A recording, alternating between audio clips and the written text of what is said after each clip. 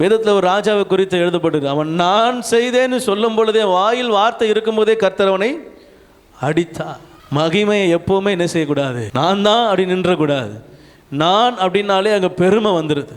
நான் தேவனுடைய சிங்காசனத்துக்கு ஏறுவேன், நான் தேவனுடைய மகிமைக்கு ஒப்பாவேன்னு சொன்னவனை அடுத்த செகண்டே அடித்து பற்றிட்டார் கீழே. அவன் தாழ தள்ளப்பட்டான். ஆண்டவருக்கு முன்பதாக ஒரு நாளும் பெருமை கொள்ளக்கூடாது. ஆண்டவருக்கு முன்பதாக தாழ்மைப்படுங்கள். ஆயக்காரன் தன்னை தாழ்த்தினான். சகேயோ தன்னை தாழ்த்துகிறான். என் ஆஸ்தியின் பாதியை ஏழைகளுக்கு கொடுக்கிறேன், அநியாயமாக வாங்கினது உண்டானால் நாளத்தனையாக திரும்ப கொடுக்கிறேன், நான் இனி என்ன செய்ய மாட்டேன், பாவம் செய்ய மாட்டேன். ஒப்புரவாகிறது, கீழ்ப்படுத, கர்த்தரை ஆளுவதற்கு விட்டு கொடுக்கிறது. ஆண்டவர் சொல்ற, இன்றைக்கு இந்த வீட்டுக்கு ரட்சிப்பு வந்தது. ஏன்?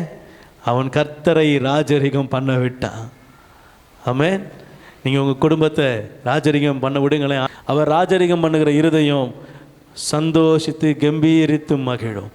அவர் ராஜரிகம் பண்ணுகிற வீடு ஆசீர்வதிக்கப்படும். அவர் ராஜரிகம் பண்ணுகிற தொழில் ஆசீர்வதிக்கப்படும். அவர் ராஜாவாக வீற்றிருக்கிற எந்த இடமும் செழிக்கும்.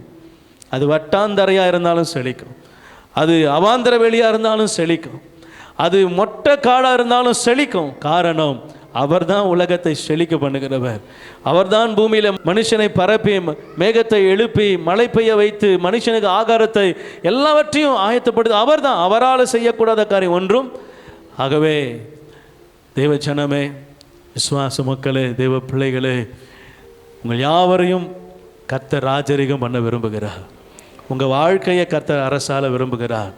அப்பப்போ ஆண்டவர் பக்கம் வந்துட்டு போகாமல் முழுவதுமாக என்ன செய்யுங்க, கொடுங்க. முழுமையுமாக கர்த்தருக்கு விட்டு கொடுங்க.